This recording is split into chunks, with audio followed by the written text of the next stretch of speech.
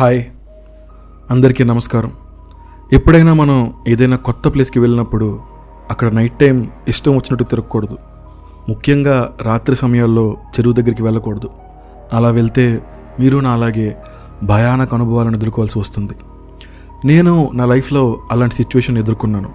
అసలు ఏమైందంటే, నా పేరు కావ్య. నేను బీటెక్ వరకు చదివాను. తర్వాత పెళ్లి చేసుకోవడంతో నేను మా హస్బెండ్ వేరే సిటీకి వెళ్ళాం. సిటీలో ఒక రూమ్ని రెంట్కు తీసుకుని నివసించడం మొదలుపెట్టాం. మా హస్బెండ్ బ్యాంక్లో మేనేజర్గా వర్క్ చేస్తున్నారు. అది వర్షాకాలం. రోజు బోరున వర్షం పడుతుంది. ఉతికిన బట్టలు సరిగ్గా ఆరడం లేదు. కొన్ని డేస్ తర్వాత మా హస్బెండ్కి చాలా జ్వరం వచ్చింది. కొన్ని రోజులు మా హస్బెండ్ బ్యాంక్కి లీవ్ పెట్టి ఇంట్లోనే రెస్ట్ తీసుకోవడం మొదలుపెట్టారు. నాకు చాలా హ్యాపీగా ఉంది. మా హస్బెండ్తో పాటు టైం స్పెండ్ చేయడానికి నాకు ఛాన్స్ దొరికింది. అసలు కొన్ని డేస్ హ్యాపీగా టైం స్పెండ్ చేశాక మా హస్బెండ్కి అంతా నయమైపోయింది. ఇప్పుడు హస్బెండ్ హెల్త్ మెరుగుపడడంతో మళ్ళీ బ్యాంకుకి వెళ్ళడం స్టార్ట్ చేశారు. ఎప్పటిలాగే ఈరోజు కూడా జోరున వర్షం పడుతుంది. ఈ మధ్య కరెంట్ కటింగ్స్ కూడా ఎక్కువ అవుతున్నాయి. ఇంట్లో ఉండి నాకు బోర్ కొట్టి నేను కూడా ఏదైనా జాబ్ చేద్దాం అనుకుని మా హస్బెండ్ ఇంటికి వచ్చాక నేను మా హస్బెండ్తో నా జాబ్ గురించి మాట్లాడాను. మా హస్బెండ్ కూడా జాబ్ చేయడానికి ఒప్పుకోవడంతో నేను రకరకాల జాబ్స్కి అప్లై చేశాను. కొన్ని డేస్ తర్వాత నాకు ఒక కంపెనీ నుండి ఒక ఆఫర్ లెటర్ వచ్చింది. అది ఒక చేపలకు సంబంధించిన కంపెనీ. అక్కడ వర్క్ ఏంటంటే, కంపెనీ కింద కొన్ని చెరువులు ఉంటాయి. అందులో చేపలకు రోజు ఉదయం సాయంత్రం వెళ్ళి ఫుడ్ని పెట్టాలి. అంతే వర్క్. నెలకి 50,000 శాలరీ. ఆ పనికి అది చాలా ఎక్కువ జీతం కావడంతో నేను ఆ జాబ్లో జాయిన్ అయ్యాను. ఆ చెరువు కూడా మేము ఉంటున్న ఇంటికి చాలా దగ్గర కావడంతో నేను వెళ్ళడం రావడం సులువైంది. మొదటి రోజు వర్క్ కొంచెం విచిత్రంగా ఉంది.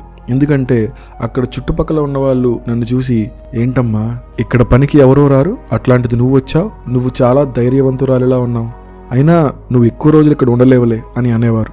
నాకు మొదట్లో చుట్టుపక్కల వాళ్ళు అలా ఎందుకు అంటున్నారో అర్థమయ్యేది కాదు. కొన్ని రోజులు బాగానే గడిచాయి. మా హస్బెండ్ ఆఫీస్కి వెళ్ళేవారు. తర్వాత నేను ఆటోలో ఆ చెరువు దగ్గరికి వెళ్ళి పక్కనే ఉన్న షేడ్లోని దానాన్ని ఆ చెరువులో వేసి ఇంటికి వెళ్ళేదాన్ని. మళ్ళీ రాత్రి 10 గంటలకు వెళ్ళి మళ్ళీ చేపలకు దానా వేసి ఇంటికి వెళ్ళేదాన్ని. అలా ఉండగా ఒకరోజు ఎప్పట్లాగే రాత్రి 10 గంటలకు దానా వేయడానికి ఆ చెరువు దగ్గరికి వెళ్ళాను. నేను వెళ్ళేసరికి అక్కడ ఒక పెద్ద ఆయన చుట్ట కాలుస్తూ ఆ చెరువు వంక చూస్తూ ఉన్నాడు. నేను దగ్గరికి వెళ్ళి, ఏంటి తాత, ఎవరు మీరు, ఇంత రాత్రి వేళ ఇక్కడేం చేస్తున్నారు అని అడిగాను. అప్పుడు ఆ పెద్ద ఆయన విచిత్రంగా, అమ్మా నువ్వేంటి ఇక్కడికి వచ్చావు, అసలే ఇది మంచి ఏరియా కాదు, ఇక్కడ ఆత్మలు సంచరిస్తూ ఉంటాయి, ఇక్కడ పగలు రావడానికి ప్రజలు భయపడతారు, కానీ నువ్వేంటి ఇంత రాత్రి వచ్చావు అని అడిగాడు. నేను ఆ పెద్ద ఆయనతో, నేను ఈ చెరువు దగ్గరికి కొన్ని రోజుల నుండి పనికి వస్తున్నాను అని పెద్ద ఆయనతో చెప్పాను. అప్పుడు ఆ పెద్ద ఆయన, వద్దమ్మా ఇక్కడ ఆత్మలు తిరుగుతూ ఉంటాయి, ఇంకెప్పుడు ఇక్కడికి రాకు, వెళ్ళు అని అన్నాడు. అప్పుడు నేను ఇక్కడ కొన్ని రోజుల నుండి పని చేస్తున్నా, నాకు ఎలాంటి ఆత్మలు కనిపించలేదు, అనవసరంగా నన్ను భయపెట్టకండి, అసలు ఈ టైంలో మీరు ఇక్కడ ఏం చేస్తున్నారు అని అడిగాను. అప్పుడు అతను నా వంక చూసి నవ్వి అక్కడి నుండి వెళ్ళిపోయాడు. నేను కూడా నా పని ముగించుకొని అక్కడి నుంచి వెళ్ళిపోయాను. అలా చాలాసార్లు ఆ పెద్ద ఆయన నాకు ఆ చెరువు దగ్గర కనిపించి మాట్లాడేవారు. అలా కొన్ని రోజుల తర్వాత ఇద్దరం మంచి ఫ్రెండ్స్ అయ్యాం. ఒకరోజు ఆ పెద్ద ఆయన నాకు చేపల కూర అంటే చాలా ఇష్టమని నాకు చేసి పెడతావా అని అడిగాడు. నేను కూడా మరుసటి రోజు చేపల కూర చేసుకుని ఆ చెరువు దగ్గరికి వెళ్ళాను. దారిలో అదే ఊరికి చెందిన ఒక వ్యక్తి నా చేతిలో ఉన్న క్యారేజీని చూసి, ఈ టైంలో క్యారేజ్ పట్టుకుని ఎక్కడికి వెళ్తున్నావు అమ్మా అని అడిగాడు. నేను అతనికి చెరువు దగ్గర ఉన్న పెద్ద ఆయన గురించి చెప్పాను. అప్పుడు ఆ వ్యక్తి కళ్ళల్లో భయం కనబడింది. నేను ఏమైంది అని అడిగాను. అతను ఎవరో కాదు, మా నాన్నే. మీకంటే ముందు మా నాన్నే అక్కడ పనిచేసేవారు, కానీ మా నాన్నకి తాగుడు అలవాటు ఉంది. దాంతో మా నాన్న ఒకరోజు బాగా తాగి పనిలోకి వెళ్ళాడు. ఉదయం వెళ్ళి చూస్తే నాన్న శవం కనిపించింది. మా నాన్నకు మందు ఎక్కువ అవడం వల్ల అదే చెరువులో పడి చనిపోయారు. అలా కొన్ని డేస్ తర్వాత చేపలకు మేత వేయడానికి వేరే ఒకరు వచ్చారు. కానీ కొద్ది రోజులకే అతను ఆ పనిని వదిలేసి వెళ్ళిపోయాడు. కారణం అడిగితే నైట్ టైం ఎవరో అక్కడ ఉన్నట్టు కనిపిస్తున్నారని, చెరువులో మాట్లాడినట్టు వినిపిస్తుందని చెప్పాడు. అక్కడ ఉండలేక వెళ్ళిపోయాడు. తర్వాత ఎంతమంది వచ్చినా అవే కారణాలు చెప్పి వెళ్ళిపోయేవారు. అప్పటి నుండి ఆ ఊరి వాళ్ళు ఆ చెరువు దగ్గర మా నాన్న ఆత్మ ఉందని చెప్పుకోవడం మొదలుపెట్టారు. అప్పటి నుండి ఆ చెరువు దగ్గరికి ఎవరు వచ్చేవారు కారు. మీరు కూడా కొన్ని రోజులు మాట్లాడింది మనిషితో కాదు, ఒక ఆత్మతో అని చెప్పాడు. అది వినగానే నా గుండె జారినంత పని అయింది. వెంటనే ఇంటికి వెళ్ళి మా మేనేజర్కి ఫోన్ చేసి జాబ్ మానేస్తున్నాను అని అన్నాను.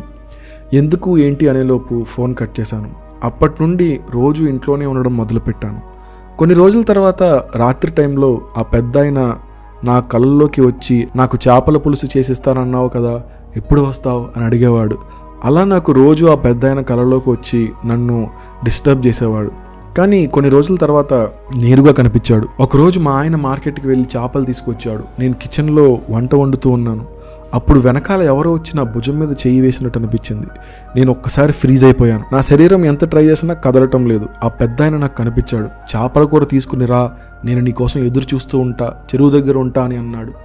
కొద్దిసేపు తర్వాత ఆత్మ ప్రభావం తగ్గిపోయింది. కానీ అప్పటికే చేపల కూర మాడిపోయింది. కానీ ఈ విషయం నేను మా హస్బెండ్కి చెప్పలేదు. ఇంకొన్ని రోజుల తర్వాత రోజు రాత్రి ఎవరో డోర్ నాక్ చేస్తున్న సౌండ్ వచ్చేది. అది కూడా రాత్రి 10 గంటలు. కానీ డోర్ తెరిచి చూస్తే ఎవరు ఉండేవారు కాదు. మా ఆయన అప్పుడప్పుడు రాత్రులు కూడా ఆఫీస్లో డ్యూటీ చేసేవారు. ఆ టైంలో ఆ పెద్ద ఆయన నా దగ్గరికి వచ్చి నాతో మాట్లాడేవాడు. కానీ ఆ టైంలోనే నా బాడీ అంతా ప్యారలైజ్ అయ్యేది. తర్వాత రోజు భయంకరమైన ఫీవర్ వచ్చేది. అలా కొన్ని రోజులు గడిచిన తర్వాత మా హస్బెండ్ పుట్టినరోజు రావడంతో మా అమ్మ ఇంటికి వచ్చింది. పుట్టినరోజు ఫంక్షన్ చేశాక మా అమ్మకి నాకు జరిగిన విషయాలంతా చెప్పాను. ఆ చెరువు గురించి, ఆ పెద్దాయన గురించి అంతా చెప్పాను. అప్పుడు మా అమ్మ నన్ను బాగా తిట్టి, ఇన్నాళ్ళు నాకెందుకు ఈ విషయం చెప్పలేదు అని నాపై కోప్పడింది. తర్వాత బాగా ఆలోచించి నన్ను ఒక బాబా దగ్గరికి తీసుకువెళ్ళింది. ఆయన కూడా నన్ను చూసి ఆ ఆత్మ ఏం చెప్పిందో అది చేయమని చెప్పాడు. ఇంక చేసేదేం లేక చేపల కూర వండి వాటిలో కొన్ని స్వామీజీ మంత్రించిన నిమ్మకాయలు అందులో వేశాం.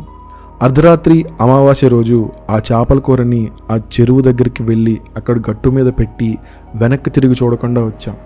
నాకెందుకో ఆ తర్వాత ఏం జరుగుతుందో తెలుసుకుందాం అనిపించింది. చెరువుకి కొద్ది దూరంలో పొదల్లో దాక్కుని చూస్తూ ఉన్నా.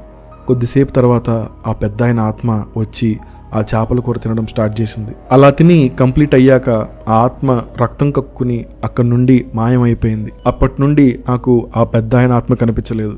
ఎందుకైనా మంచిదని మేము ఆ ప్లేస్ని ఖాళీ చేసి వేరే ప్లేస్కి వెళ్ళిపోయాం.